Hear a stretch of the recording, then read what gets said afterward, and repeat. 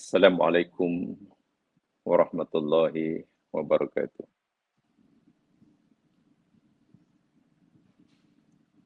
Innal hamdalillah nahmaduhu wa nasta'inuhu wa natubu ilaihi wa nastaghfiruh.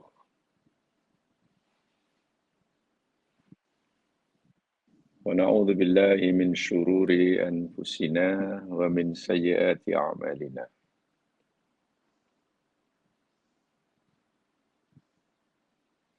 May yahdihillahu fala mudilla lahu wa may yudlil fala hadiya lahu.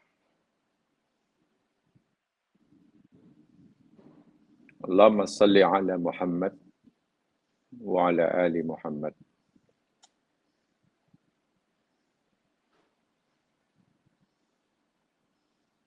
Raditu billahi wa rabba wa bil islami dina wa bi Muhammadun nabiyya wa rasulah.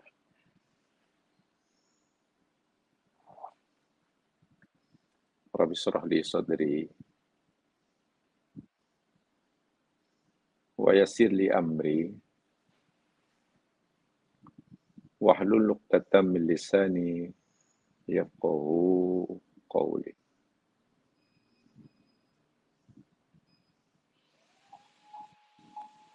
Allahumma faqihna fid din wa 'allimna at-ta'wil. Amin ya rabbal alamin.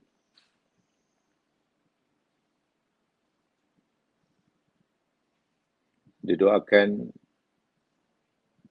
semoga Allah Subhanahu wa taala sentiasa melimpahkan rahmat, taufik, hidayah kepada kita semua ke jalan yang diridhoinya. Semoga Allah beri kita kemampuan untuk melakukan segala perintah dan suruhannya, serta meninggalkan segala larangannya. Amin ya rabbal alamin.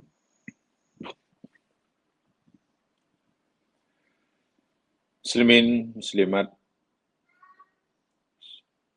saudara-saudaraku seiman dan seagama, dimanapun Anda berada.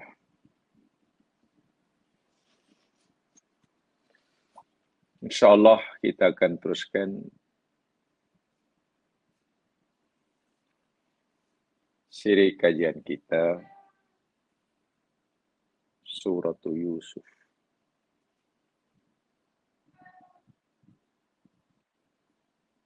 Dan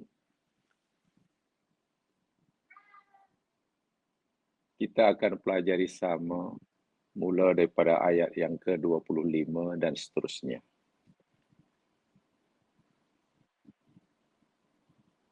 Ayat-ayat ini masih merupakan rangkaian kisah sejarah, cerita, peristiwa dan kejadian yang menimpa Nabi Yusuf alaihissalam semasa mudanya. Yang tempoh hari saya nyatakan, ini merupakan ujian Allah terbesar kepada Yusuf dibandingkan ujian-ujian sebelumnya. Tapi sekaligus ia adalah tanda-tanda awal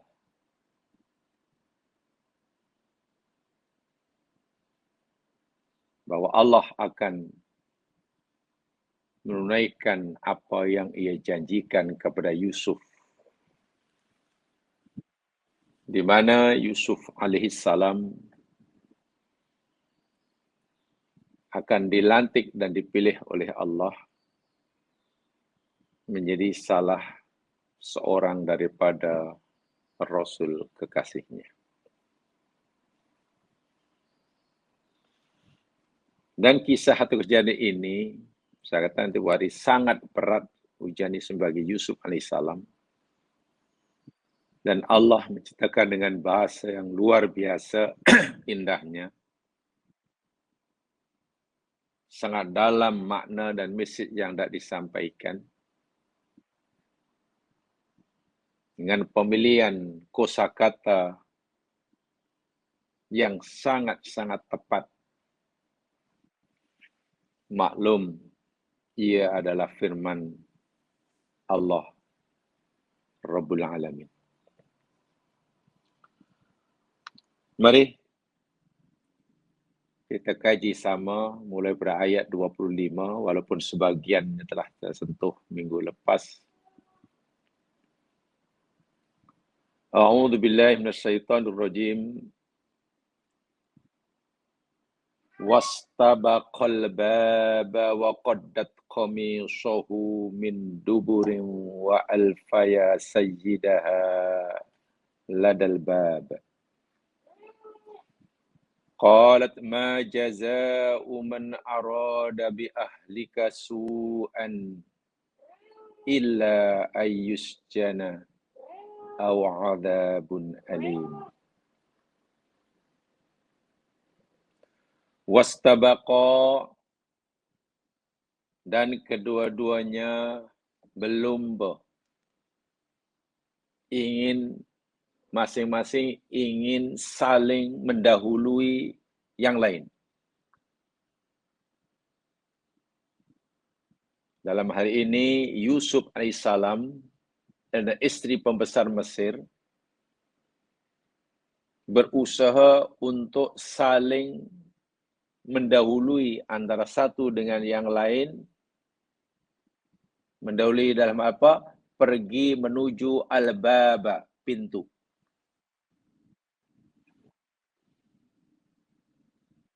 Nabi Yusuf nampaknya lebih laju, lebih pantas pergerakan dan lariannya berbanding istri pembesar Mesir, sehingga situasinya, kedudukannya, posisi Yusuf berada di depan, sementara perempuan Mesir itu, istri Mesir itu di belakang. Yusuf dikejar, istri pembesar Mesir mengejar. Dari mana kita tahu? Wa qaddat qamisahu min duburin. Dan istri pembesar Mesir itu mengoyak akan baju Yusuf dari arah belakang. Ini penting karena ini nanti akan menjadi bukti. Baju Yusuf yang terkoyak di belakang ini nanti akan menjadi bukti yang amat diperlukan untuk menentukan siapa yang salah, siapa yang benar dalam kes ini. Mungkin kalau dalam bahasa undang-undang sekarang, ini adalah salah satu physical evidence. Koyak di belakang. Kita boleh gambarkan, maknanya Yusuf AS dikejar, istri pembesar Mesir mengejar. Dan ini tentu berlaku dalam masa yang agak lama, memandangkan di situ ada kalimah al-baba. Alif lam dalam bab, bukan baban, tapi al-baba. Yang kita tahu dalam bahasa ini yang ta'riful jinsi. Salah satu makna alif lam dalam al-bab di sini untuk menunjukkan bahwa pintu di ruangan itu bukan satu, bukan sebuah pintu, tapi banyak pintu. Al-baba itu bukan banyak pintu. lari pintu sana, Yusuf depan, lari pintu sana, dikejar, tertutup. Nak buka pintu, ditutup lagi, nak buka pintu. Subhanallah. Akhirnya, wa alfaya, dan keduanya menemui, menjumpai sayyidaha, tuannya. Di sini maksudnya suami perempuan Mesir tadi. Orang besar Mesir. Yang tempoh hari, Lama Tasir banyak mengatakan ia adalah ketua polis negara. IGP Mesir waktu itu. Orang penting. Punya kuasa yang besar. Ladal bab. Di sisi pintu. Nanti saya jelaskan. Tanpa ditanya, tanpa ada orang yang ingin tahu, tiba-tiba isi pembesar itu bercakap. Tanpa diminta, tanpa ada orang tanya. Dia terus melontarkan tuduhan pada Yusuf alaihissalam. Qalat, berkata istri pembesar ini, ma jaza'u man arada bi ahlika su'an. Hai suamiku, tidak ada balasan yang layak, yang setimpal bagi orang yang punya keinginan buruk, ingin melakukan keburukan terhadap keluarga engkau, makna isteri engkau, yakni diriku ini, illa ayyusjana, kecuali ia mesti dipenjara. Atau adzabun alim, atau disiksa lah. Siksa yang pedih. Kalau hanya diberi peringatan, tidak setimpal. Jika hanya disaman, tidak setimpal. Hukuman yang setimpal, yang layak, yang adil, kepada orang yang nak buat jahat, mencemar nama baik, kehormatan istri kamu, penjarakan. Atau lebih itu siksa saja. Pukul ke, didera ke, atau apalah. Itu makna umum. Makna umum. Baik. Sama seperti biasa, saya ingin sampaikan ya mas sekalian, yakni tafsir mufradatnya dahulu. Tafsirul kalimat dalam ayat ini. Tafsir kalimat yang ada dalam ayat ini. Pertamanya, yakni kalimat istabaqa tadi. Istibaq, yang wazannya ifti'al daripada mana sabak. Kalimah istibaq daripada sabak. Sabaqa, sabikun, sabikun itu menekan dahulu. Huna isyaratun ila takallufihima as-sabab. Kalimah as-sabab, istibaq, istabaqa, ini menunjukkan bahawa mereka yang terlibat dalam hal ini Nabi Yusuf dan juga isteri Mesir yang terlibat dalam kejadian itu berusaha sedaya upaya supaya agar dirinya lebih laju daripada yang lain. Mendahului karena nak keluar kan. Istibaqah. Ada iftial maksudnya. Jadi ada takalluf. Kan ifta'ala yafta'il itu satu di antara maknanya ziyadatul hamzah fi awal kalimah wa ta' bainal fa' wal 'ain takalluf. Jadi ada usaha, bukan berusaha bersungguh-sungguh untuk saling mendahului. Jangan sampai ia di belakang, sentiasa di depan. Ai kullu wahidin minhuma yuhawil ayyakuna huwa sabiq ilal bab. tiap-tiap seorang dari keduanya, Yusuf alaihissalam dan isi pembahasa Mesir, berusaha untuk menjadi orang yang sabik yang ada di depan, yang sampai lebih dahulu ke pintu yang nak dituju. Anda bayangkan, yang satu hanya bezanya, yang satu berusaha untuk berjaya keluar dari ruangan itu, sementara yang seorang tadi berusaha untuk berjaya menahan orang itu jangan sampai keluar. Nah ini. Yusuf berusaha untuk segera keluar dari ruangan itu, sementara isi pembesar Mesir berusaha jangan sampai Yusuf berjaya melepaskan dirinya. Nah, bisanya di situ. Tapi ya mungkin karena Yusuf lelaki dan masih muda, larinya lebih laju barangkali.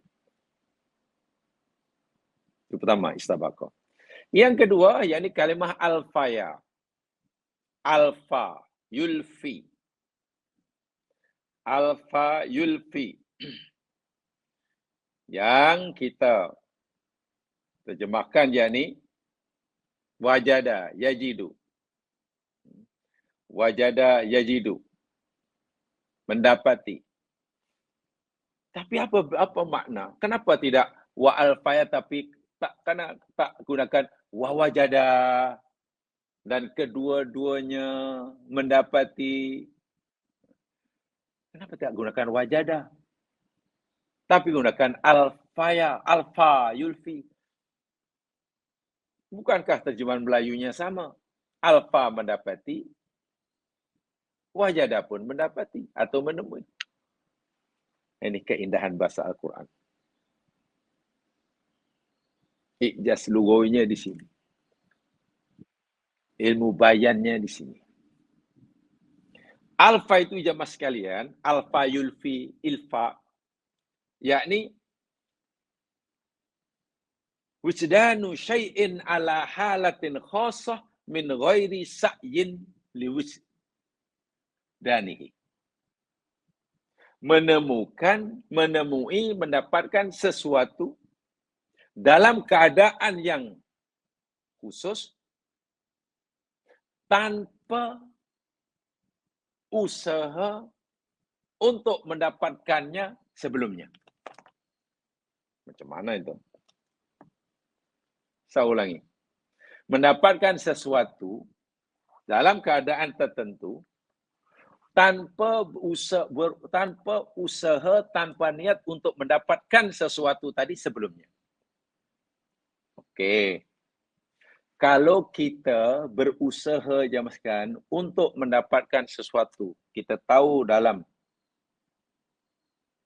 tanah ini ada pokok ubi dan kita ingin ambil ubinya, lalu kita tahu dalamnya ini dah berbuah nih, dah ada ubinya. Kita gali, korek. Itu tak boleh. Nanti bila jumpa, kita tak boleh kata alfa yulfi, hanya wajada yajidu. Kenapa? Karena dari awal kita memang ada niat. Ada sengaja nak mendapatkan sesuatu yang kita nak itu. Jadi ada unsur kesengajaan. Itu wajada. Kalau alfa yulfi itu tak ada unsur kesengajaan. Tak ada unsur kesengajaan. Ya jalan-jalan terus. Terjumpa pula. Terjumpa sesuatu. Tanpa ada niat sebelumnya untuk mendapatkannya. Nabi Yusuf, khasnya istri pembahas Mesir, ketika istri pembahas Mesir ini mengejar Yusuf dalam bilik kosong itu, untuk memenuhi niatnya yang tidak baik, sementara Yusuf berusaha mengelak sekuat tenaga daripada memenuhi kehendak majikannya, tuannya, lari. Tiba-tiba setelah dekat pintu, di situ ada Tuan Yusuf, di situ ada suami perempuan tadi. Menemui, menjumpai. Apakah jumpa suami itu sesuatu yang diinginkan sebelumnya oleh dua orang ini? Sama sekali tidak. Adakah menemui suami depan pintu tadi sesuatu yang diusahakan oleh isteri pembesar Mesir sebelumnya? Sama sekali tidak. Bahkan pasti sebelumnya khasnya perempuan tadi langsung tidak menginginkan perbuatannya ini diketahui oleh siapapun, apatah lagi oleh suaminya. Tiba-tiba jumpa. Nah, menemukan sesuatu tanpa ada niat untuk mendapatkannya, tanpa ada kesengajaan, itu namanya alfa yulfi. Ilfa. Tengok bahasa Al-Quran. Luar biasa. Jadi tanpa sengaja, tanpa niat.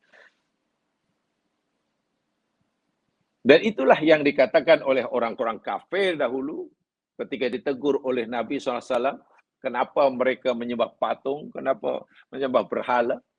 Mereka dengan selamba menyatakan, qalu bal nattabi'u ma alfaina alaihi aba'ana. Tengok. Dalam surah apa dia? Surah Al-Baqarah kalau tidak salah ya. Dalam surah Al-Baqarah 170. Dalam surah Al-Baqarah 170, orang-orang kafir bila tegur oleh Nabi, kenapa kamu terus sembah patung, sembah berhala, sembah batu? Kenapa tak sembah Tuhan?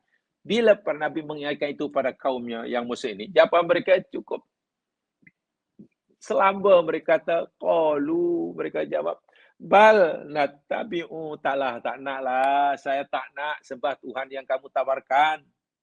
Wahai orang yang mengaku utusan Tuhan. Tak nak.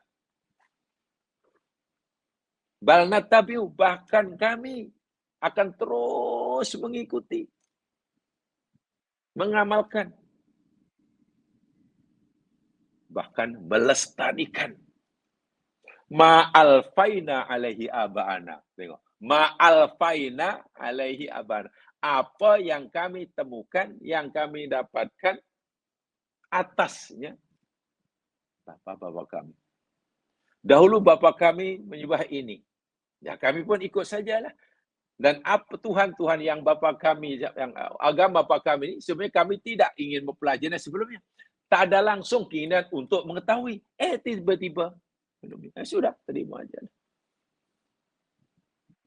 Tengok bagaimana bodohnya orang kafir. Dahlah masalah akidah. Yang semua dicari dengan bersungguh-sungguh dengan cara yang betul. Ini hanya terjumpa tanpa sengaja dan tak betul. Jadi kalau kita nak membayangkan tentang tingkatan kesesatan akidah orang kafir, fahami kalimat alfa ini. Kan akidah orang kafir menyembah selain Allah kan? Ya, itu kaidahnya. Betapa tingkat kesesatan sangat tinggi, Allah gunakan kalimat alfa. Jadi mereka menemukan akidah yang sesat itu bukan mencarinya, tapi tak sengaja. Wah, itu sesat sungguh itu. Mana boleh akidah ditemukan tak sengaja, sesat pula tu. Nah, dalam ini al-faya. Jadi kedua orang ini, hamba Allah ini, Yusuf AS yang sedang ditimpa fitnah, perempuan yang menjadi sumber fitnah, menemui tuan besar tanpa sengaja, tanpa ada keinginan sikit pun, apalagi usaha, keinginan pun tak ada, tiba-tiba jumpa. Itu al-faya. Al-fayul fi ilfa. Kalimat yang tiga, yakni ladal bab. Ladal bab. Lam, dal, alif maksurah. Jamaah sekalian,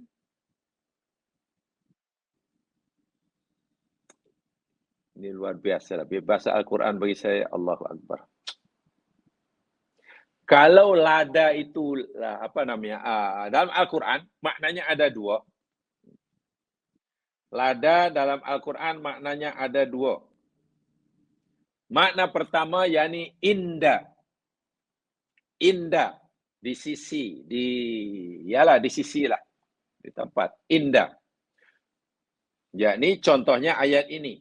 Wa alfaya sayyidaha ladal bab. Mananya wa alfaya sayyidaha indal bab. Indah. Lada sebenarnya indah. Makna yang kedua, lada maknanya fi. Di. Tadi indah. Ini fi. Di. Yakni di dalam ayat yang lain, surah Ghafir. Jamaah lihat, surah Ghafir. Ayat 18. Ini kena lihat ayatnya. Karena saya nak tunjukkan penulisannya. Rosamnya. Dan ini memberikan makna yang berbeza nanti. Surah Ghafir ayat 18. Allah Subhanahu wa taala berfirman, a'udzubillahi minasyaitonir rajim. Wa anzirhum yaumal azifah. Muhammad, berilah peringatan kepada mereka yaumal azifah, akan hari azifah. Ini merujuk pada hari kiamat. Idzil qulubu ladal hanazir. Ketika al-qulub, hati manusia. Ladal hanajir. Lada di situ maknanya fi. Berada fi di sini. Tenggorokan. Kadimin, karena mereka menahan, dan bukan menahan. Ya, menahan ketakutan, menahan kesedihan, menahan kekecewaan, menahan penyesalan. Sehingga nyawa pun, hati seakan-akan nak keluar, berada di tekak. Sesak sungguh. Itu merupakan satu keperitan yang dialami oleh orang-orang ini di hari kiamat. Orang kafir maksudnya. Wa ma'maliz zalimina min hamim. Tiadalah bagi orang yang zalim itu teman setia yang dapat menolongnya. Wala syafi'in yuta'. Dan mereka juga tidak ada pemberi syafaat yang boleh diikuti atau ditaati. Lada. Ladal hanajir di fi. Ladal bab indal bab. Itu pertama perbezaannya. Dari segi makna. Yang kedua, coba jamaah perhatikan betul-betul. Tapi saat ini Rosam Usmani ya. Saya bicara tentang Quran Rosam Usmani. Saya tak tahu nanti kalau Qurannya itu Rosam ala Google, ya, saya tidak tahu. Coba perhatikan tulisannya. Kalimat ini dalam Al-Quran hanya disebut masing-masing, disebut 2 kali saja, lada ini. Lada dalam Al-Quran disebut 2 kali saja. Satu dalam surah Yusuf, ayat yang sedang kita pelajari ini, Yusuf 25. Yang kedua dalam surah Ghafir ayat 18. Ladal hanajir. Saya ulangi. Kalimat ini hanya disebut 2 kali dalam Al-Quran. Pertama dalam surah Yusuf ayat 25. Yang kedua dalam surah Ghafir ayat 18. Sekarang coba perhatikan, coba jamaah bandingkan. Lihat kedua-dua ayat ini serentak. Yusuf 25, ladal bab. Betul? Ladal bab.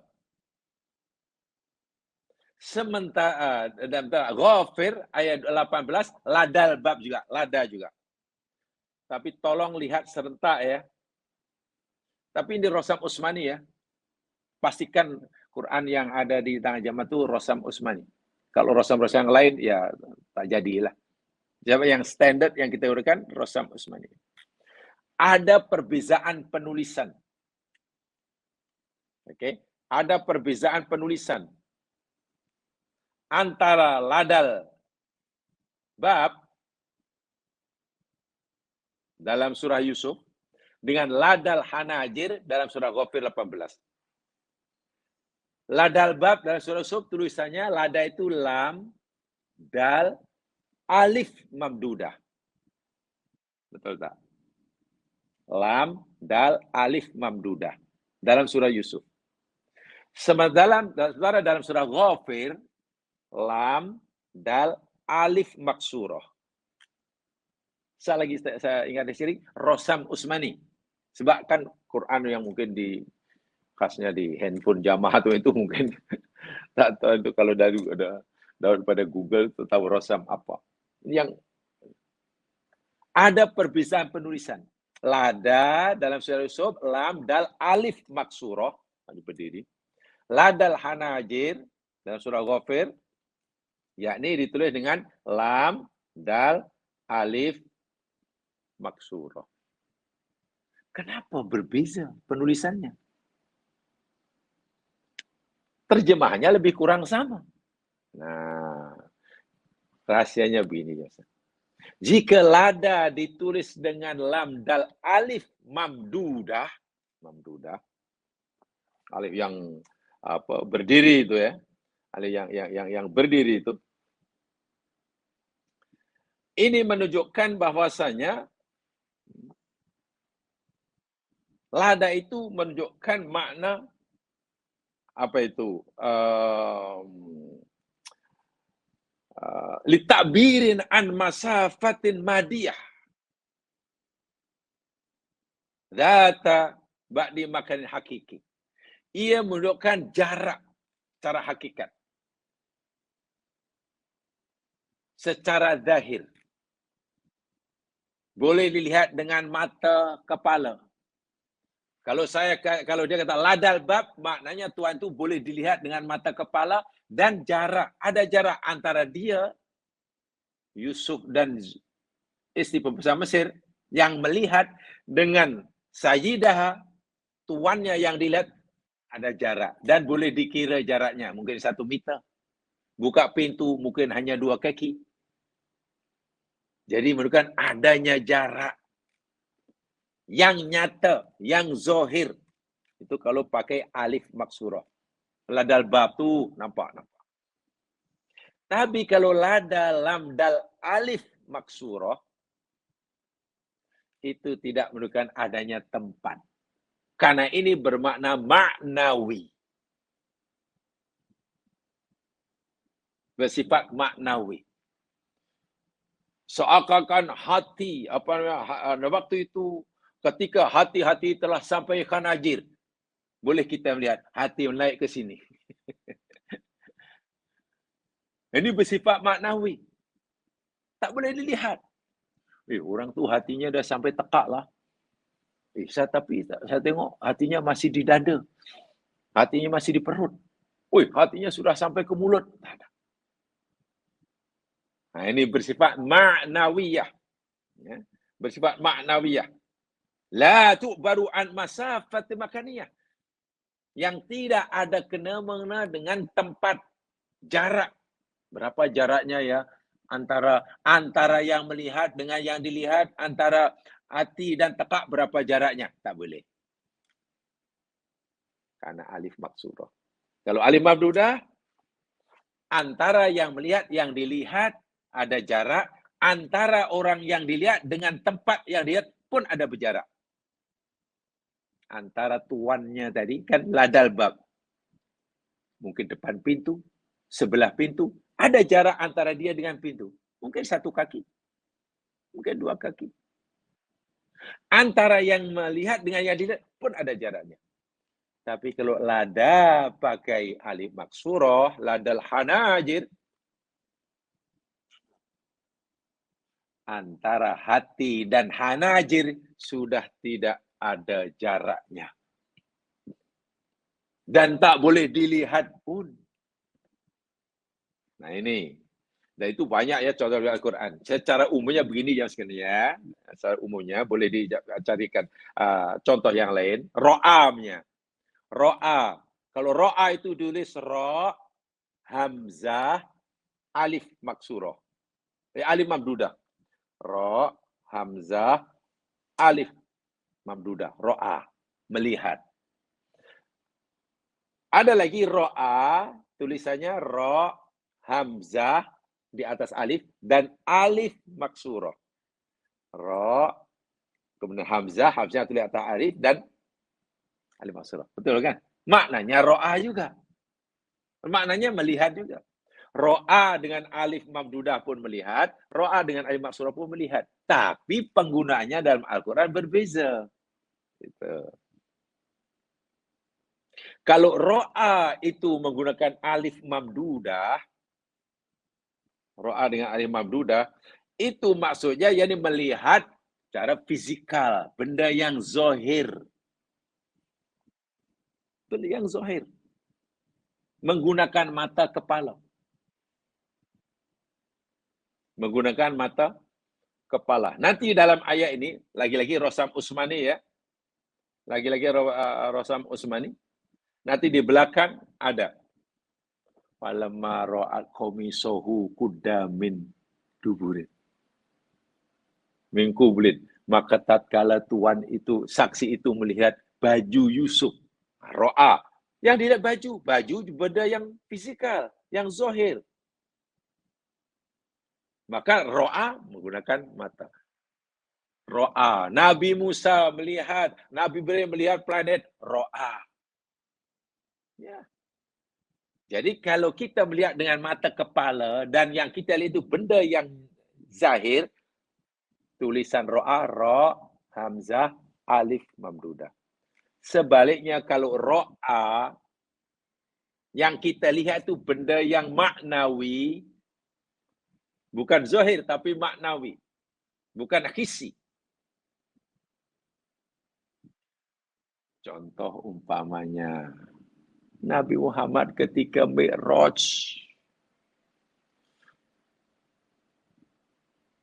walaqad ra'a min ayati rabbihil kubra. Dan sungguh Nabi Muhammad melihat sebagian daripada tanda-tanda kebesaran, tanda-tanda Allah yang besar. Ro'a di situ pasti jamaah melihat kalau dalam Rasul ini bukan ro alif, ro hamzah alif mamdudah, tapi ro hamzah alif maksurah. Kenapa? Karena waktu itu Nabi melihat di Sidratul Muntaha, tanda-tanda kebesaran bukan yang itu bukan benda-benda zahiriah, benda-benda maknawiyah. Ini di alam gaib.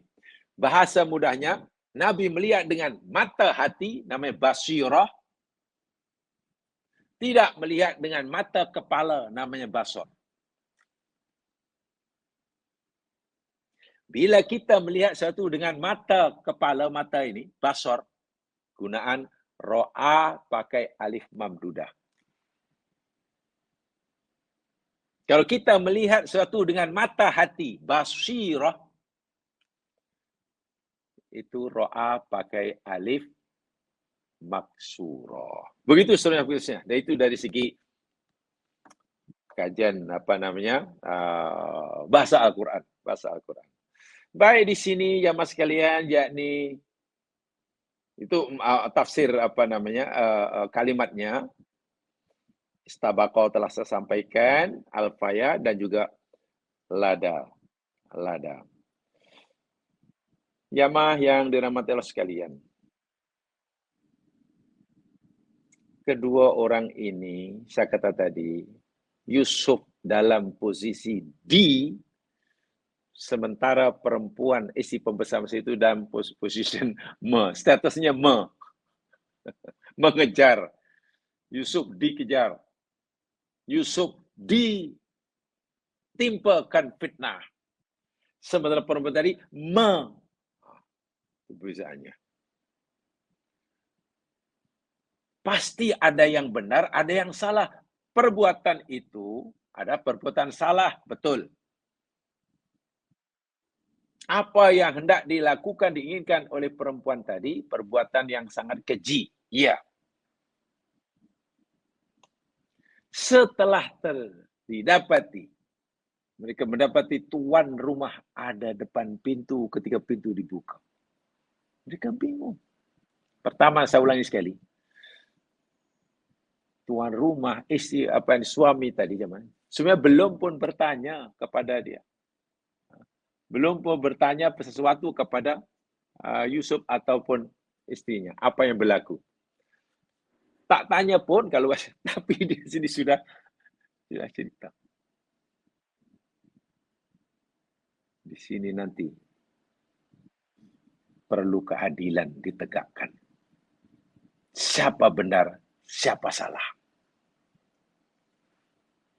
Dan untuk menentukan siapa benar, siapa salah, dan menjatuhkan satu hukuman, ya perlu adil. Satu keputusan dianggap adil jika berdasarkan keterangan-keterangan atau bukti-bukti yang boleh dipercayai. Saksi-saksi yang boleh dipercayai. Tidak mungkin satu kes, keputusan bagi satu kes dianggap adil jika keputusan itu tanpa bukti, tanpa saksi, hanya berikan agak-agak, tidak mungkin. Nah, di sini lagi sekali, baju Yusuf betul-betul punya peranan penting dalam kes ini. Seperti saya katakan, ada 3 peristiwa dikaitkan dengan baju Yusuf. Dan baju Yusuf dalam kisah Nabi Yusuf ini benar-benar dijadikan bukti. Ya. Dijadikan physical evidence yang tidak boleh dinafi. Sama ada baju Yusuf itu akan menguatkan kejujuran Yusuf dalam kes ini, atau baju Yusuf boleh jadi akan menguatkan kebohongan yang menuduh. Subhanallah. Abang-abang Yusuf dahulu terbongkar sebetulnya kebohongannya. Apa bukti yang nyatanya? Bukti fizikalnya, baju Yusuf yang berlumuran darah yang mereka itu. Jadi baju menjadi saksi bagi kebohongan yang menuduh. Nah ini dalam ayat ini, kes baju yang kedua ini, baju Yusuf akan menjadi bukti kejujuran Nabi Yusuf sekaligus menjadi bukti nyata yang tak boleh disangkal bagi kebohongan istri pembesar ini. Nanti saya jelaskan bagaimana dalam pengadilan yang seperti ini. Tapi lah saya sampaikan dahulu, bagi mendapatkan keberkatan ilmu ulama-ulama tafsir dahulu, saya baca dahulu apa kata Ibnu Katsir dalam tafsirnya. Ya, kerana kita ingin dapatkan ilmu daripada beliau agar berkah. Beliau pun memberikan banyak jasa. Kita memanfaatkan ilmunya, beliau akan mendapatkan ilmu yuntafa'u bih. Saya berikan apa adanya kata Ibnu Katsir. Misalkan ayat ini. Yukhbiru ta'ala an halihima hina haraja yastabiqani ilal bab. Allah Subhanahu wa taala menceritakan kepada kita tentang keadaan kedua hambanya ini, Yusuf dan isteri pembesar. Yalah, kita gunakan bahasa pendapat ya ramailah dan kita sifat sebagai Zalikha, okeylah, Zalikha daripada panjang. Zalikha atau Zulaiha lah, terkurang jamaah sekalian lah. Ketika kedua-duanya berlomba-lomba ingin keluar daripada ruangan itu menuju pintu, tak keluar. Yusuf harib wal mar'atu tatlubuhu liyarji'a ilal bait. Yusuf berlari dengan kuat, dengan laju. Sementara Zaliha mengejarnya dan meminta Yusuf balik masuk dalam ruangan tersebut. Ini kata Ibnu Katsir. Falahiqathu fi athna'i dzalik. Setelah kejar-mengejar yang hampir saja Yusuf tak terkejar, tiba-tiba Zaliha berjaya mengejar, dah dekat Yusuf. Belum dapat menangkap Yusuf, baru dapat memegang bajunya dari belakang. Fa'amsakat biqamisihi, dapat pegang baju Yusuf dari belakang. Aymi warai. Faqadathu qaddan fadiyah. Yusuf koyak. Qaddan fadiyah itu kalau bahasa Melayu pribadi, koyak rabak lah. Gitulah. Koyak rabak dari belakang.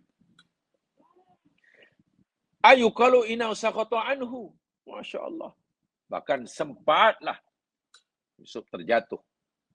Wastamara Yusuf hariban dhahiban. Ketika Nabi Yusuf masih dipegang oleh Zaliha dari belakang, Yusuf tetap lari. Istamarro. Itu betusan lari. Lari nak menjauhkan lama. Maka ketakutan. Yang satu berusaha untuk tidak terjerumus dalam lembah maksiat dengan sekuat tenaga. Yang satu berusaha untuk melakukan maksiat, berjauh dengan maksiat, sekuat tenaga. Nih, dua hamba ini punya hati yang tidak sama. Dan Allah menilai itu. Wahya fi athari. Falfaya sayyidaha aizawjaha idal bab. Lalu jumpalah tuan rumah, suami perempuan itu di pintu. Tiba-tiba tercegat depan pintu. Tanpa difikir, diduga sebelumnya. Fa'inda dhalik kharajat mimma hiya fihi mibakriha wa kidiha. Saat itulah spontan keluar daripada mulut Zaliha. Dan itu sebenarnya ekspresi rasa cemas dan bingung yang dirasai karena dia buat salah dan benar-benar kesalahan sepenuhnya penuhnya pada diri Zaliha. Spontan keluar dan itu menunjukkan tipu daya dan niat jahatnya.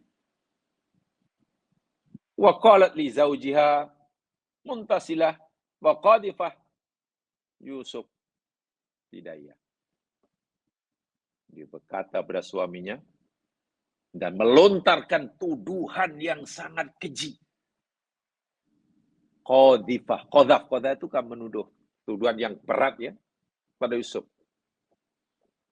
Ma jaza'u, itu berat sekali itu ya. Dia terus mencadangkan, menanyakan apa hukuman orang yang bersalah. Yusuf belum dibuktikan salah. Dan memang tak bersalah pun. Ini 100% tipu daya Zaliha. Tiba-tiba dia terus mencadangkan suaminya. Ketika istilah sekarang apa ya, sudah, maaf kalau bahasa saya, perbuatan dia sudah tertangkap basah istilahnya. Dia boleh kata, ma jaza'u man arada bi ahlika su'a. Hai suamiku, tak ada balasan bagi orang yang nak buat jahat pada istrimu ini, kecuali penjara saja. Tengok bagaimana tuduhan itu. Dia bukan sekadar menuduh Yusuf itu nak buat jahat kepadanya. Dia terus mencadangkan apa hukuman yang mesti ditimpakan pada Yusuf. Wih, keras sekali. Keras. Penjara. Atau azab lah. Azab itu boleh jadi dorban syadidan, dipukul, disempat berapa kali kan. Mujian yang boleh memingsankan ia. Masya Allah. Fa inda dzalika tasara Yusuf alaihissalam bil haq wa tabarra'a mimma amatihi bihi minal khiyanah. Saat itulah Allah Subhanahu wa taala memberikan pertolongan dan perlindungan pada Yusuf. Dan saat itulah Allah Subhanahu wa taala membebaskan Yusuf daripada tuduhan jahat ini. Daripada tuduhan jahat ini. Dan ayat ini jemaah sekalian. Khasnya kalimat yang berbunyi majaza'u man arada bi ahlika su'an. Ujung tu itu ucapan Zalikhah itu. Ibnu Katsir kata, tadullu ala anna tilkal mar'ah kanat fi nihayatil makr.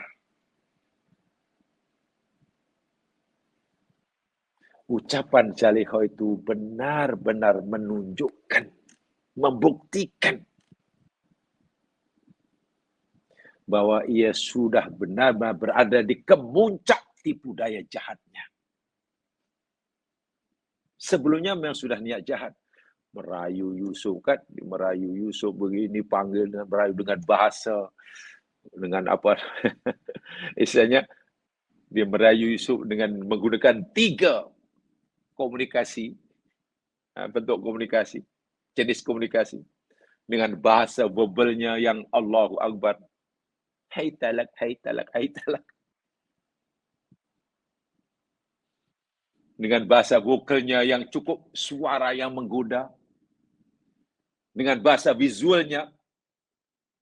Ya, bahasa visualnya kejar-mengejar tu. Itu pun sudah jahat, ada dahsyat.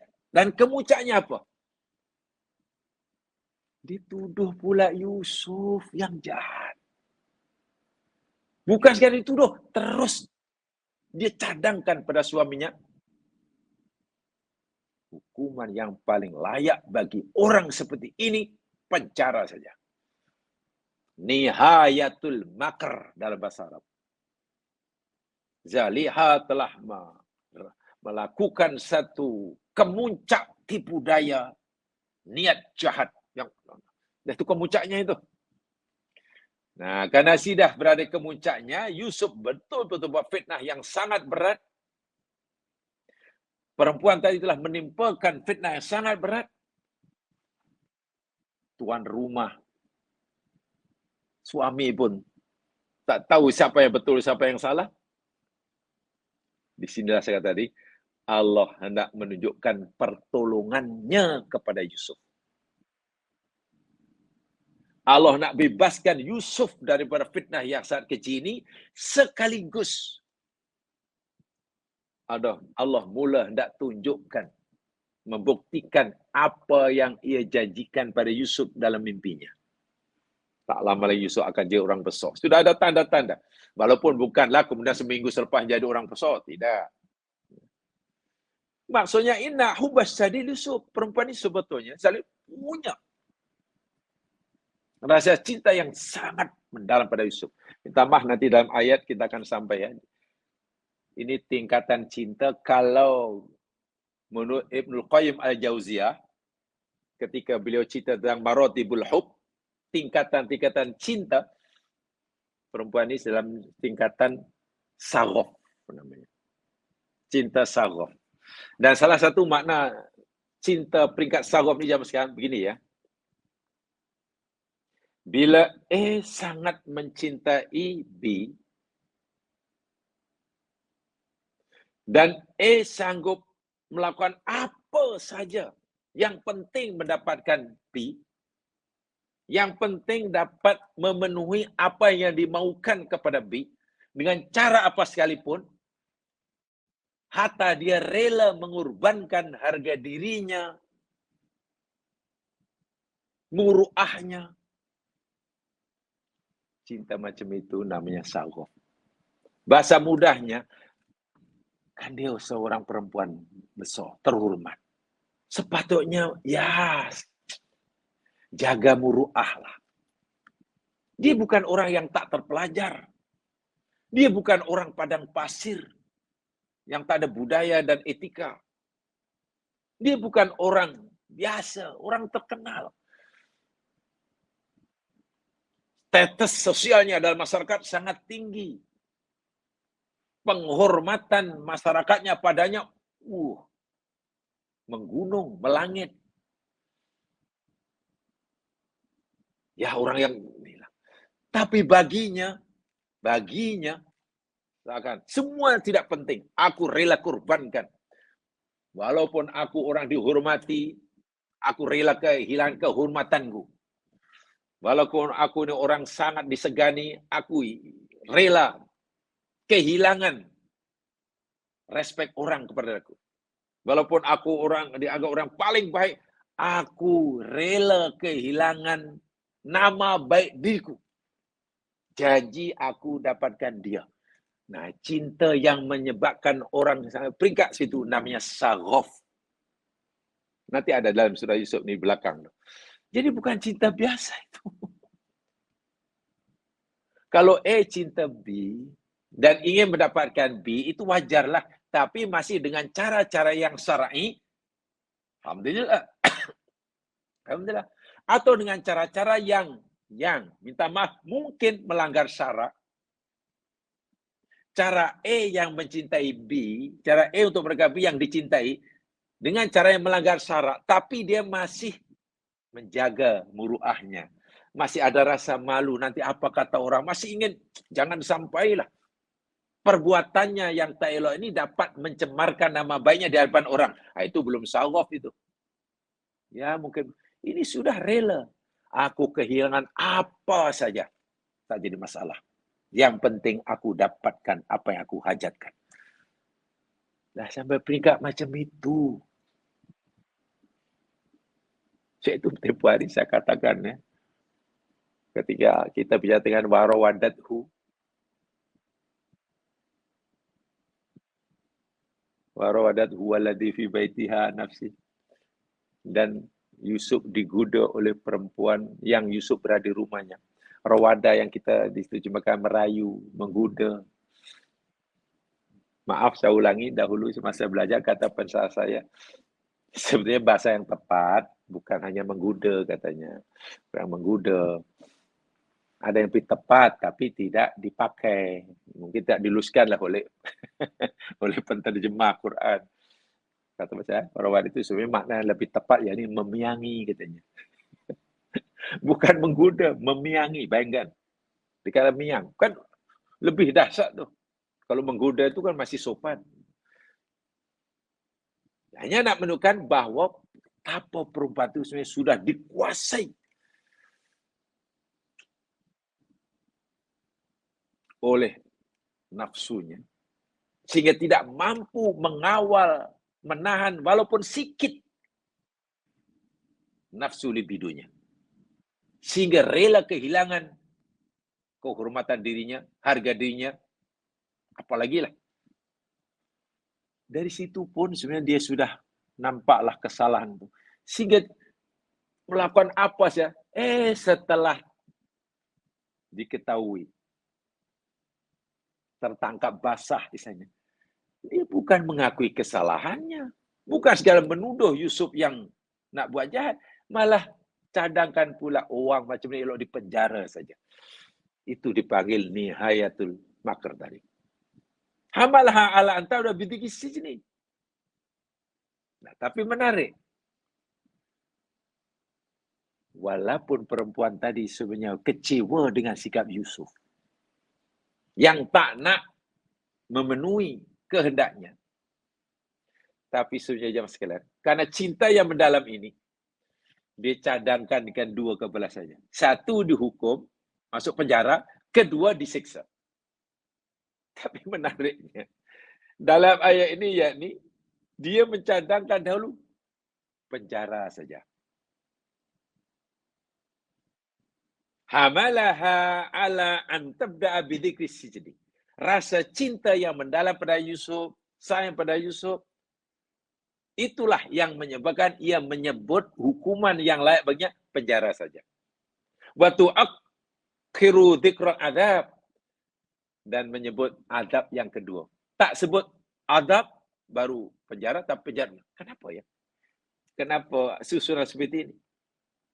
Dari segi bahasa ini menunjukkan Si perempuan ini sangat mencintai Yusuf sehingga li'anal muhib la yas'a fi ilamil mahbub. Karena walau bagaimanapun juga orang yang mencintai seseorang, walaupun mungkin cintanya tidak kesampaian, apalagi sudah cinta yang setahun ini,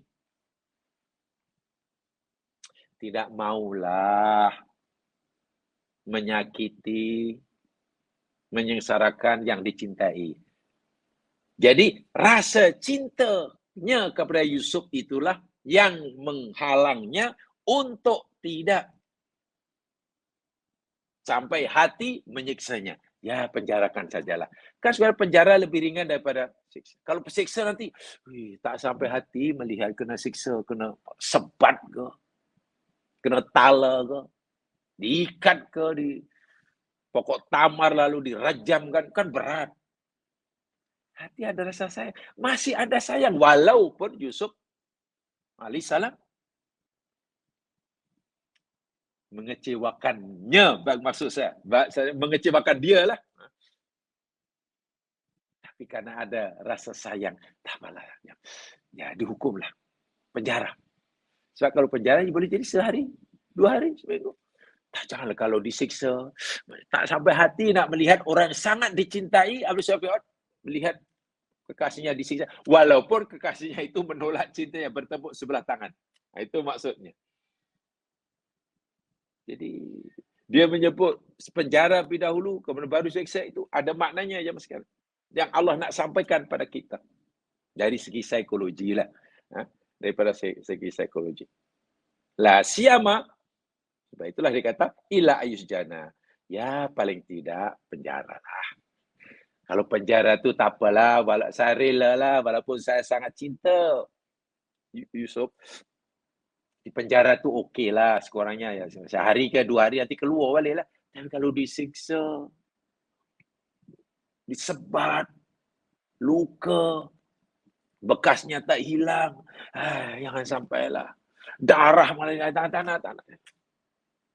Walau bagaimanapun, walaupun dia tidak, aku bertepuk tangan sebelah tangan dengannya, nampaknya dengan rasa cinta yang mendalam, aku tak rela melihat dia cacat seumur hidup. Mengalami cacat kekal pokoknya. Itu maksudnya. Masya Allah. Indah sekali ini. Indah sekali Ibnu Katsir menguraikannya. Sementara Imam As-Sa'di berpendapat, saya bacakan dua mufassir ajalah, tak perlu banyak-banyak. Imam As-Sa'di dalam tafsirnya mengatakan begini, walam tana'a min ijabati talabiha ba'dal murawadati syadidah. Maka tatkala Yusuf alaihissalam menolak, menunaikan, mengabulkan permintaan Zalikha. Selepas Zalikha ni membuat rayuan maut kepada Yusuf. Dalam ayat sebelum kan rayuan maut. Dhahaba liyahriba anha yubadu al-khuruj min al-bab liyatakhallas. Yusuf segera berusaha melarikan diri daripada Zalikha. Meninggalkan sepantas selekas yang boleh dari tempat itu. Bergegas pergi ke arah pintu untuk menyelamatkan dirinya. Keluar. Wahrabu mina fitnah, dan di sini sebenarnya Yusuf bukan sekadar nak segera keluar daripada rumah itu, tapi ada makna yang lebih mendalam. Kenapa Yusuf nak lari? Ya wa yahrabu minal fitnah. Itu. Dari sisi fisikal, Yusuf memang lari, melarikan diri dari tempat itu. Berusaha untuk menjauh daripada Zalikha. Dari segi zahirnya. Tapi penilaian Allah bukan hanya itu. Jiwa Yusuf, hati Yusuf, ingin lari dari fitnah yang keji ini. Ingin menjauhkan diri pada maksiat yang ditawarkannya. Dan pilihan di situ. Sebab kalau larinya itu saja sebenarnya tidak ada makna. Orang lari. Kenapa? Takut ular. Ya biasalah, itu fitrah. Keluar rintang pokok nak keluar. Pasal apa? Dalam rumah ada ular. Lari juga. Nak buka pintu, pintu terkunci. Yang itu, lari sebelah sana kunci. Itu lari biasa, mah. Nak dekat lari jihad, bukan. Oh, itu lari jihad, itu lari ibadah yang besar. Itu lari sebab takut ular. Dalam rumah tiba ada ular. Ini Yusuf lari juga. Tapi bukan pasal takut ada ular. Nak melarikan diri pada maksiat yang hendak dipaksakan kepadanya, sementara dia mungkin merasa tidak cukup kuat untuk menolaknya. Kecuali karena pertolongan Allah. Dan itulah sesuatu yang menyebabkan Yusuf terangkat darjahnya di sisi Allah. Setiap hari saya katakan ya, melarikan diri daripada melakukan maksiat yang sudah terhidang, terbentang di depannya semata-mata takut Allah.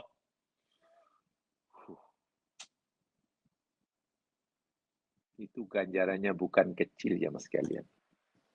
Setiap hari saya sampaikan ya, salah satu 7 gulungan manusia yang nanti dapat naungan di sisi Allah, di bawah aras Allah pada hari kiamat. Yang lain, masalah tak dapat perlindungan. Ini orang, salah satu dari 7 orang yang dilindungi. Siapa dia? Rajulun da'athum ra'atun dhata mansab. Ada seorang laki ke,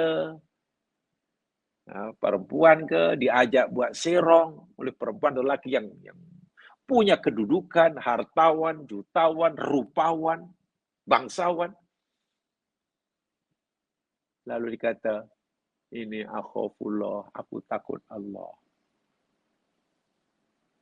3 orang yang terperangkap dalam gua, nak keluar pintu gua tertutup, lalu mereka bertawasul pada Allah dalam doanya, menyebut amalnya, berasal dengan amal solihah, dan itu tawasul yang sunnah, yang mamduh, yang masru'.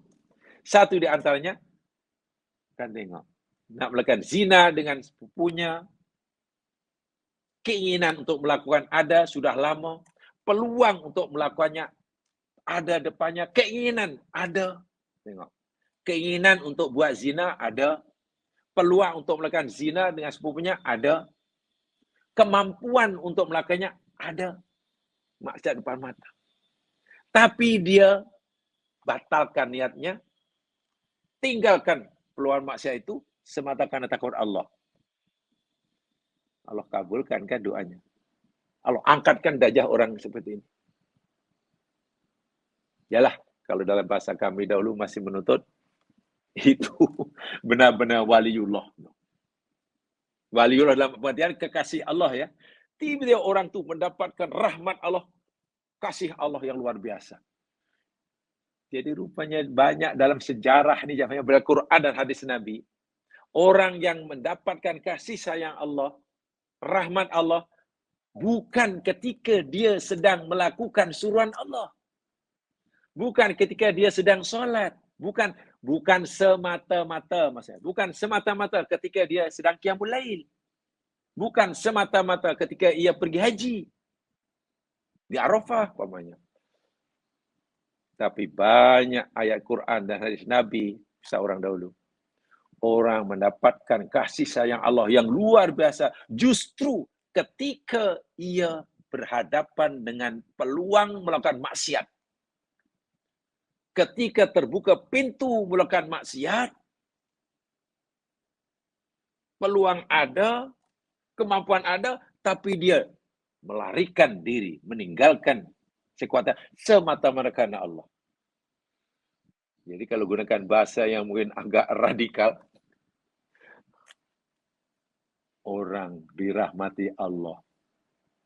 Ada orang dikasih Allah. Justru kerana maksiat yang dihadapinya.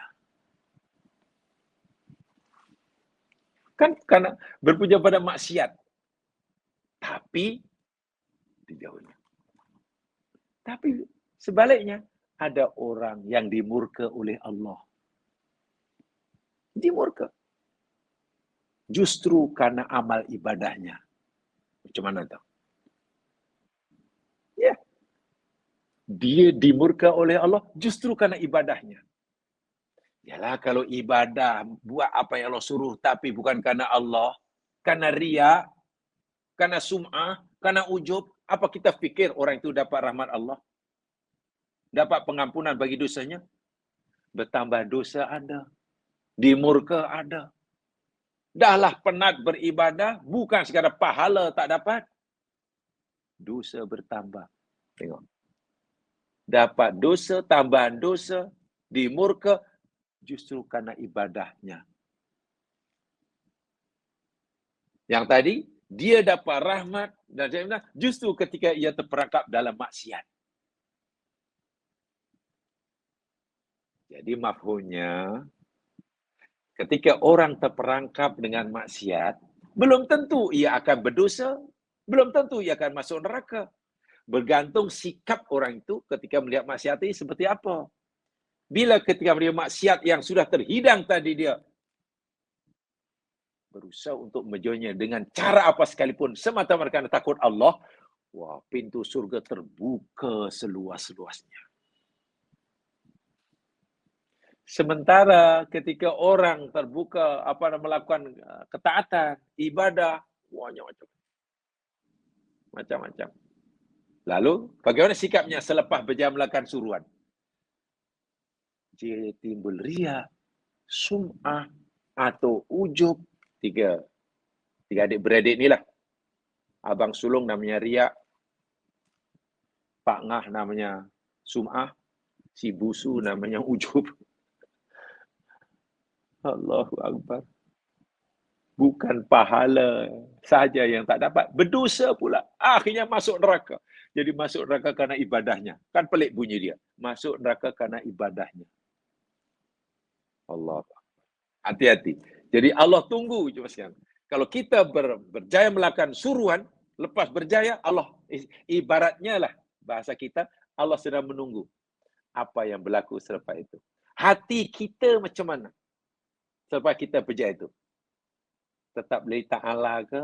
Atau berubah jadi riak ke? Tunggu tu. Kalau berubah jadi riak, sum'ah dan ujub, batal itu ibadah. Wah, ibadahnya sahih. Ibadahnya sah.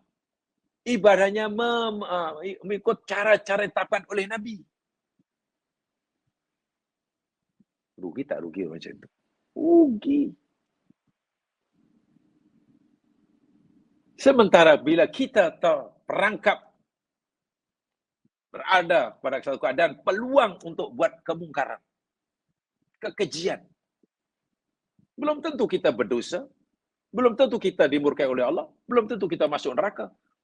Bila orang terdedah kepada kemungkaran, belum tentu jalan ke neraka itu terbuka luas. Boleh jadi jalan ke surga pun lapang. Karena ibaratnya Allah menunggu. Mana sikap hambaku ni? Hambaku ni betul-betul ni. Selangkah depannya, untuk melakukan masalahnya selangkah aja. Peluang ada, kemampuan ada. Macam mana? Tiba-tiba hamba ni lari lintang pokang, takut kepada maksiat, semata-mata karena Allah. Apapun caranya. Maka bagi orang sendiri, pintu neraka tertutup, pintu surga terbuka. Jadi di sini, yang membuka pintu surga atau pintu neraka itu lebih kepada sini, jamaah sekalian. Dan itu tidak mudah. Secantik manapun ibadah, tapi tadi, boleh jadi dia hanya sah tapi tidak diterima, bahkan batal. Nabi Yusuf contoh yang kedua itu. Terbuka pintu buat maksiat. Bila terbuka pintu buat maksiat, logiknya pintu neraka terbuka baginya kan? Logiknya. Tapi karena Yusuf berjaya mengelakkannya, melarikan diri, pintu neraka yang terbuka, malah terbuka pintu surga. Ini penting untuk kita hayati, dan itulah sebenarnya kajian ihsan itu di sana. Ihsan itu di situ jamaah sekalian. Alhamdulillah kita sudah belajar iman, Islam sudah, iman sudah, jadi ihsan. Tolong dirangkai. Ihsan itu yakni merupakan kesatuan ya daripada ketiga itu. Ya, kalau istilah bahasa kami merupakan akumulasi daripada kesemuanya itu. Kalau Islam itu amalan-amalan zahir, amal, solat, zakat, puasa bakti, tolong orang, cari ilmu, baca Quran, itu Islam. Perbuatan dan zahir. Iman itu dasarnya, apa yang mendasarinya? Oh, solat yang karena Allah. Itu imannya. Oh, karena Allah. Itu imannya. Bila kedua itu sudah cukup, sudah sempurna, apakah berhenti? Tidak, kena ada ihsan. Ihsan itu jika amalan zahir kita yang berdasarkan keyakinan kepada Allah itu sudah dapat membentuk kepribadian kita. Mengubah corak hidup kita. Itu ihsan. Solat, sudah solat? Sudah. Betul solatnya? Betul. Takbir salam, alhamdulillah karena sudah hatam mengkaji kitab Kaifiyatu Salatun Nabi, hatam. Salatnya bagaimana? Karena Allah atau tidak? Oh, sudah karena Allah. Alhamdulillah. Sah. Mana ihsannya? Salah satu daripada salat, hikmah di sini salat, yakni tanha anil fahsya wal munkar. Mencegah fahsya dan munkar. Adakah dengan rajin salat itu dia sudah menutup pintu fahsya dan munkar? Oh sudah, makna orang tu makin kurang bahkan untuk buat maknanya ihsannya sudah mulai masuk itu. Kepribadiannya sudah betul-betul berubah. Berbanding ketika dia belum salat.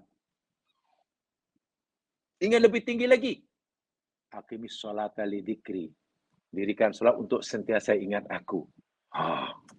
Salat itu untuk zikrullah. Jadi salat adalah wasilah untuk zikrullah. Bermakna dengan salat kita diharapkan sepanjang hidup kita ini zikrullah. Zikrullah dalam pengertian yang tersendiri ya. Jadi salat wasilah. Jangan hanya salat, jangan hanya zikrullah ketika salat saja. Jadi bila semua ibadah zahir yang berdasarkan iman itu sudah mencorakkan, membentuk kita menjadi pribadi yang lengkap. Itu namanya muhsin. Saya itu orang muhsin, kata Ibnu Qayyim, kata Ibnu Taimiyah, orang muhsin pasti muslim dan mukmin. Orang muslim belum tentu mukmin. Orang mukmin sudah muslim tapi belum tentu muhsin. Nah, yang muhsin inilah yang perlu ditekankan. Tolong ditekankan. Tentang Islam penting, ya belajar sholat macam mana, rukuknya macam mana, ibadah macam mana, haji itu macam mana caranya, puasa itu macam mana. Itu hukum Islamnya, ya wajib dipelajari. Macam mana wudunya, macam mana kalau ada orang mati itu macam mengurusnya, macam mana berpakaiannya, disuruh. Tapi ingat itu amalan zahir. Kena dinaikkan. Apa yang motivate kita untuk buat itu? Oh, karena keyakinan kita pada Allah. Oh, karena keyakinan kita. Alhamdulillah, iman Islamnya sudah kan iman. Tinggal satu. Semua yang kita lakukan, Islam kita lakukan. Bahkan keimanan itu hendaklah dapat mencorakkan, membentuk kita menjadi pribadi apa. Karena memang realitinya masih ada. Sholat tak tinggal, iman, belajar ibadah sudah hatam. Tapi fahsya dan munkar, mengumpat, dengki, dendam, dan juga istiqomah. Subhana ihsannya, coba. Mana ihsannya.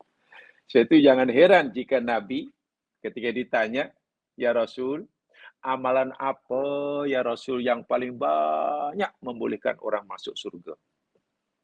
Tolong ya Rasul, beritahu aku. Amalan yang paling banyak masukkan orang surga itu apa? Jawab Nabi, satu, husnul khuluq. Budi pekerti baik itu sudah jadi pribadi. Jadi pribadi. Bila disebut husnul khuluq, jangan dipisahkan pemahamannya daripada Islam dan iman ya. Itu pemahaman yang salah itu. Tiga itu mesti boleh dipisahkan, tapi jangan dipisahkan. Begitulah maksudnya. Islam, iman, dan ihsan. Jadi kalau orang belajar ihsan, itu maksudnya Dimaksudkan masalah Islamnya sudah selesai, gitulah. Masalah imannya sudah hatam. Sekarang ia tumbuhkan pada ihsannya, gitulah. Jangan bilang, wah kita mesti belajar ihsan bahasa akhlak. Oh, macam mana akhlak, macam mana imannya? Ya bukan begitu cara memahaminya, bukan begitu.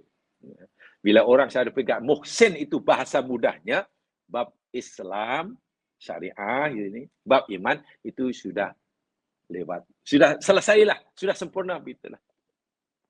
Tinggal dan Yusuf adalah contoh ini. Tengok.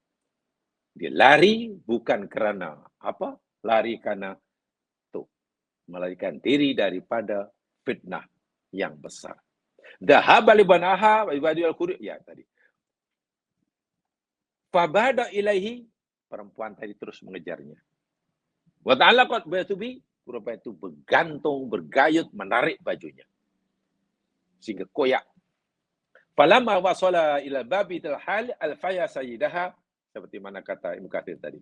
Semua mufassir yang dalam tafsirnya, kalau jamaah baca, secara umumnya menafsirnya sama. Yakni cerita kisah sejarahnya, kronologi kejadiannya. Hampir semuanya begitu. Kata-kata semuanya, kebanyakannya secara umum, semua mufassir yakni menyebutkan tentang kejadian itu. Begini, gitu. Jadi kalau kita ingin lebih masuk lagi, pahami setiap kata. Wa innaman niza, nah sekarang sekali perbezaan. Lalu apa yang menjadi perbalahan antara Yusuf dan Zalikha ini? Wa innaman niza indal iradah wal murawadah. Punca perbalahan, perbezaan antara Yusuf dan Zalikha yang terlibat dalam peristiwa adegan ini, mengejauh ini, pembezanya apa? Pembezanya ini dalam hal al-iradah wal murawadah. Keinginan untuk melakukan maksiat dan rayuan untuk melakukan maksiat. Yang punya keinginan untuk melakukan maksiat, si Zalikha. Yusuf tidak ada. Yang telah melakukan rayuan untuk mencapai keinginannya melakukan maksiat, murawadah, si Zalikha. Yusuf tidak ada. Bahkan dalam ayat sebelumnya kita pelajari, saya ikut tafsir yang kedua, kalaulah tidak karena Yusuf melihat bukti kebenaran Tuhannya, lahamma biha, Yusuf pun ada keinginan. Maknanya Yusuf tidak sempat punya keinginan karena sudah lebih dahulu melihat tanda kebenaran Tuhannya. Saya ikut tafsir yang itu, walaupun ada tafsir yang lainnya yang katakan tak kala Zalikha ingin Yusuf, Yusuf ingin Zalikha. Wah, sehingga peringkat sudah sampai itu. Ya, saya hanya tersampaikan tapi tidak mengikuti. So, paham ya? Itu. Jadi saya berusaha sebenarnya sekalian. Secara pribadi lah. Walaupun kisah itu kisah sejarah, peristiwa, kita tidak boleh hanya menekankan dalam jalannya peristiwa. Karena Quran, walaupun Quran bukan kitab sejarah, itu masalahnya. Quran bukan buku sejarah. Walaupun dalam Al-Quran ada kisah sejarah.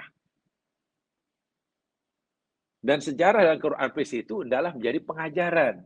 Nah, pengajaran itu yang kita ambil, yang patut kita ambil. Kisah sejarahnya, ya seperti nama, contoh dalam ayat ini, nama pembesar Mesir tak disebutkan, nama istri tak disebutkan, ya karena memang tidak penting. Nama itu tidak dianggap penting. Sehingga tak disebut. Kalau buku sejarah pasti disebut namanya siapa, umurnya berapa, tarikh kejadian di mana, kejadian berapa, peristiwa di mana. Quran buku sejarah, walaupun Quran ada cerita sejarah. Jadi mesti ada pengajaran. Kita coba menggali pelajaran. Jamaah sekalian, takat itu saja, masih ada sambungan dan sebenarnya itu saya katakan tadi, yakni betul-betul nanti peringkat pembuktian. Kalau bahasa sekarang ada tuduh menuduh, ada yang kena tuduh, ada yang menuduh. Jadi mesti ada kejelasan, ada keputusan yang jelas siapa benar siapa salah, ya melalui proses mahkamah lah. Kalau bahasa sekarang. Maka Allah pun mengajarkan di sini ada proses mahkamah. Siapa yang betul, siapa salah, nanti ada prosesnya. Dan yang tak kalah pentingnya, faktor baju. Baju merupakan faktor terpenting dalam kes ini. Untuk membuktikan siapa salah, siapa yang benar. Nanti penjelasannya, dan kalau boleh kita kaitkan dengan ya hari inilah.